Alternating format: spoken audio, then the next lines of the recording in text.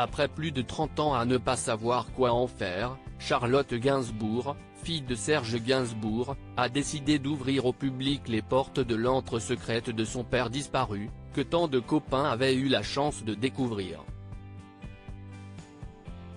Et côté déco, l'artiste n'avait apparemment peur de rien. Si est une ouverture que tout le monde attendait.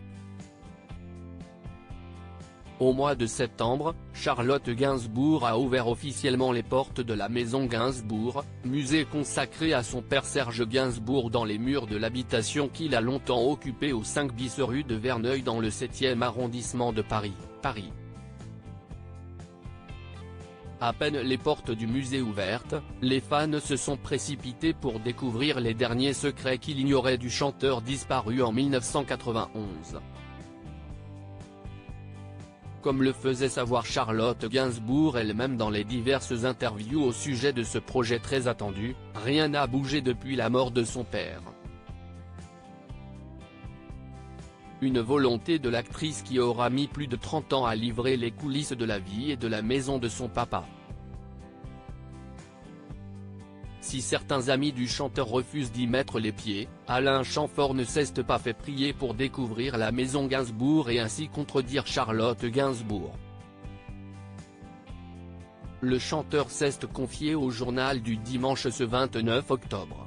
Il a indiqué que certaines choses qu'il avait connues, il ne les avait pas retrouvées, je n'ai pas retrouvé les sièges sur lesquels on s'asseyait pour travailler au salon. Le piano me semblait plus proche de la porte d'entrée, certains objets me paraissent également avoir changé de place, a-t-il fait savoir. Et parmi ces objets, une impressionnante collection d'objets sexuels, je me rappelle également qu'il possédait une belle collection de godemichets, des pièces chinoises du 19e siècle en écaille. Sublime. D'ailleurs, il en était fier. Elles étaient exposées à la vue des visiteurs. Ces objets plutôt cocasses, il ne les a pas retrouvés dans la maison Gainsbourg, que cette dernière a pris soin de remettre sous le lit comme indiqué par le conservateur au journal du dimanche. Alain Chamfort est néanmoins catégorique. Malgré ses souvenirs bouleversés et les quelques changements qu'il a pu constater, l'atmosphère reste la même avec tous ces petits éclairages en direct, tous ces objets hétéroclites, comme ces vieux stéthoscopes, achevant de lui donner un parfum de cabinet des curiosités.